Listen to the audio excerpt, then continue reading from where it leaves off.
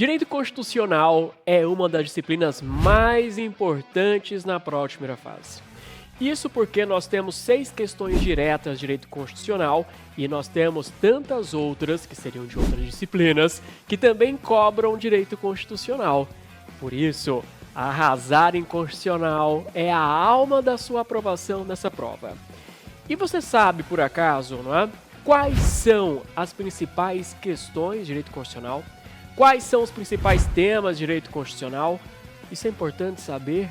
É importante saber. Por que, Daniel? Porque quando você conhece o passado, você tem uma noção do que virá pela frente. Você vai aprender como a FGV cobra o conteúdo. Você vai aprender como ela questiona em cada disciplina, porque são examinadores diferentes em cada disciplina. E isso vai te levar para a aprovação. Bom, dito isso, quais os temas que mais caem na primeira fase em constitucional? Bom, o tema principal que nós temos de constitucional, e é aquele que dá um frio na barriga, é controle de constitucionalidade. O segundo tema mais cobrado, direitos e garantias fundamentais, mas traduzindo isso, são os direitos individuais e coletivos. Depois, remédios constitucionais. Na sequência, organização do Estado. Depois, o processo legislativo. Continuando, a ordem social. Depois, nós temos a defesa do Estado e, por fim, o poder judiciário. Aqui nós temos os temas mais cobrados nas últimas provas. E eu falei esse monte de tema que está aqui aparecendo para vocês. Só que você sabe como que a banca cobra sobre eles em prova? Você sabe como que são as questões de constitucional na prova? Então vou te dar a dica, é agora. Quando cai controle de constitucionalidade, o que cai? Bom, a banca adora colocar um caso em que eu tenho uma lei municipal ou uma lei estadual e essa lei trata de um assunto que a Constituição Federal disse que era privativo da União. Não poderia Estado ou município legislar sobre aquele assunto, como direito penal, direito civil, direito do trabalho, direito processual civil e penal, nacionalidade, eleitoral, portos, aeroportos, moeda, entre tantos outros temas, somente a União pode legislar. Se a União quiser, ela pode delegar para um Estado, para o Distrito Federal, se ela quiser, mas essa informação tinha que estar expressa e enunciado. Se de repente aparece, o município fez uma lei sobre locais de instalação de antenas de celular. Cara, isso é telecomunicação. Não pode o município legislar sobre telecomunicação, essa lei é inconstitucional. Nem me importa se o que está lá dentro da lei seria bacana ou não, não me importa, é inconstitucional, porque feriu a distribuição de competências entre os entes federativos. Também em controle é comum cair questão sobre a ação de controle adequada para aquele caso. A ADI, a ADO, a ADC, a ADPF, a gente vai estudar. Mas é muito comum que a banca coloque uma lei municipal inconstitucional e pergunte, mas para essa lei eu posso usar uma ADI? Não, não posso, porque a ADI é coca. A ADI eu quero atacar apenas norma federal ou estadual. Lei municipal é PEPs, ou seja, eu não queria tomar PEPs, eu queria tomar coca. Eu queria usar a ADI, mas não dá para usar a ADI, aí eu uso a DPF. Mas para entender as ações de controle, você tem que saber a finalidade de cada uma delas, para saber que a DPF eu uso quando nenhuma das outras for possível de ser utilizada. Certo? No outro tema, direitos e garantias fundamentais, ou seja, vou falar agora sobre os direitos individuais e coletivos, o artigo 5º, que é o que inaugura o título 2 da Constituição Federal. Esse artigo 5º é sensacional. É o artigo que cuida das liberdades, as suas liberdades, as minhas liberdades.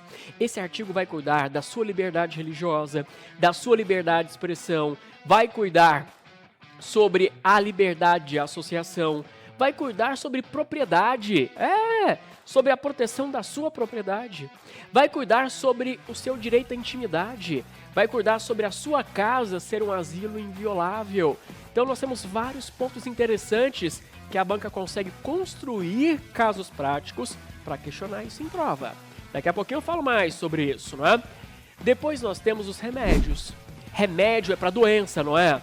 Quando há uma violação a um direito, eu vou usar um remédio. Eu vou usar mandado de segurança, eu vou usar ação popular, eu vou usar habeas data, eu vou usar mandado de junção. Você, como advogado, você vai, em algum momento, usar o mandado de segurança. E talvez um habeas corpus também. São todos remédios. Então a prova vai colocar um problema e vai perguntar qual remédio você usa para esse problema. Será que era mandado de segurança? Será que era uma ação popular? Ah, bem legal. E você usa como advogado. Depois, organização do Estado brasileiro. Aqui, o que a banca mais gosta de perguntar, eu já até trouxe para vocês falando em controle. A banca vai querer saber quais são as competências privativas da União para legislar. Aqueles assuntos que eu citei, como o direito civil, direito penal, entre tantos outros. A FGV também quer saber como que eu crio um estado. Como é que eu vou dividir o estado do Pará em 2? Como é que eu posso fundir municípios? E se um ente federativo, um estado ou município pisar na bola? Sim. E se um estado está capenga de segurança? E se o município não está aplicando o mínimo na educação e na saúde? Está pisando na bola. Quando um ente federativo pisa na bola, pode acontecer intervenção, ou federal ou estadual, como aconteceu recentemente no Distrito Federal, como aconteceu há alguns anos no Rio de Janeiro. Então, prova gosta de perguntar sobre isso. Vai trazer um problema de um ente federativo para perguntar qual que é a medida a ser adotada. Depois nós temos processo legislativo. Também é um outro tema que dá um frio na barriga. Assim como o controle dá, o processo legislativo também dá. Que é o processo para criar normas. É o processo para criar uma emenda à Constituição, para se fazer uma medida provisória, para fazer uma lei ordinária ou uma lei complementar. Banca gosta de pegar vícios nesses procedimentos. O quórum foi inadequado, ou quem apresentou a PEC não podia apresentar a PEC, não é? Ou não teve 3/5, que é o quórum, não é? Ou não passou nas 2 casas do Congresso. Então são vários itens do processo legislativo que talvez agora estejam diante, não é? Ou distantes daquilo que você vem estudando. Mas que nas aulas nós iremos tirar esses seus medos. E você vai aprender a como resolver em prova. Você, aula após aula, degrau após degrau, você vai começar a ganhar confiança. E quando menos esperar, você vai começar a gabaritar as questões de constitucional. Bom, ordem social. Ordem social, meus amigos, isso também despenca em prova. Ordem social é ótimo para poder cobrar questão em prova. Tá, Daniel, mas o que é ordem social? Ordem social são os direitos sociais. Eu estou falando de direito à saúde, não é direito à educação. Eu estou falando sobre o direito à comunicação social. Comunicação social é rádio, TV, jornal. Também é desporto, esporte, não é? Justiça desportiva. Também é cultura, bens tombados, não é? Ah, Daniel, e sobre povos indígenas? Também. Meio ambiente? Também. São todos assuntos muito legais sendo cobrados. Então poderia vir uma questão falando que determinado município não atende mais morador de outras cidades. Se passar mal, desmaiar na cidade, vai ficar lá desmaiado. Porque o hospital público da minha cidade não atende quem não é morador da cidade. Pode isso? Claro que não. Saúde é acesso universal e é isso que comprova.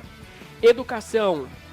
Será que eu posso fazer uma lei para cobrar mensalidade dos pais da criança que tenha condições de pagar mensalidade para a escola pública? Posso isso? Até pode parecer fazer sentido, mas constitucionalmente não pode. Gratuidade do ensino regular público. Não pode nem cobrar taxa de matrícula nas universidades públicas, federais, estaduais, municipais. Não pode, tá bom? Também eu tenho a liberdade de aprender, liberdade de ensinar. Tem autonomia das universidades. Tudo isso pode aparecer num caso problema na sua prova. Sobre povos indígenas. Achei uma jazida de ouro, tá? Naquela terra ocupada tradicionalmente por uma comunidade indígena. Pode explorar o ouro? Quem pode? Como pode explorar aquela jazida de ouro? Tudo isso lá do artigo 231 da Constituição Federal, que a gente vai estudar em aula também. Então dá uma ótima questão. Defesa do Estado. Aqui, o que a FGV gosta de perguntar, na verdade, ela vai tentar confundi-los entre estado de defesa e estado de sítio. A banca vai colocar para vocês mas vai cobrar o procedimento de instauração do outro. Vai colocar o nome de um e as medidas coercitivas do outro. Então é você entender que o estado de defesa ele é pequeno e o estado de sítio é gigante, ele é enorme o estado de sítio. É isso que tem que ter na sua cabeça na hora da prova. Então as medidas coercitivas do estado de sítio são mais duras do que do estado de defesa.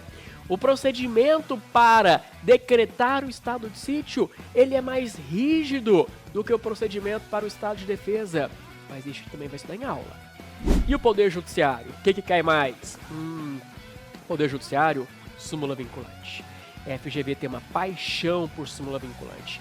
Como que é criada, quais os efeitos da súmula vinculante, ou seja, quem que ela vincula. E se for desrespeitada a súmula vinculante, o que eu faço, tá bom?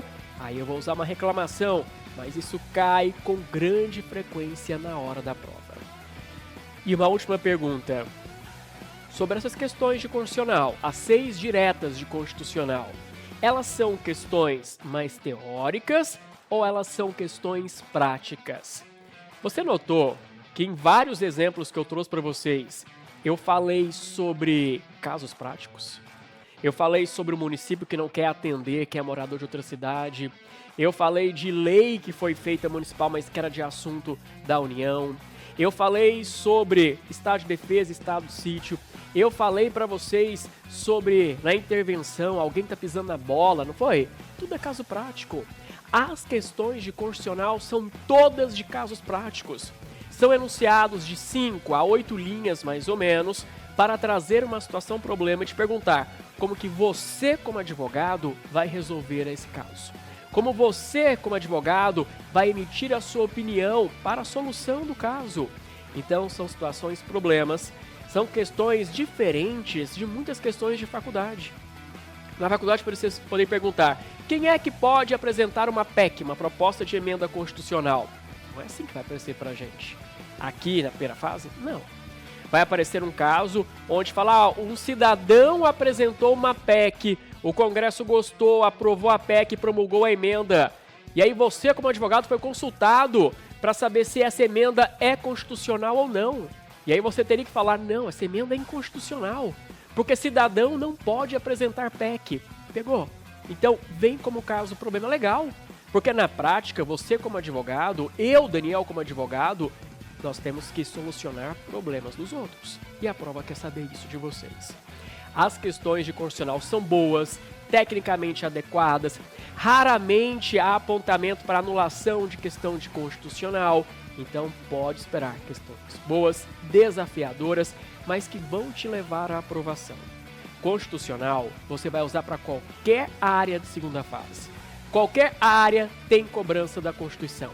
E você, quando for advogar, e você vai ser um super advogado, você vai usar direito constitucional também.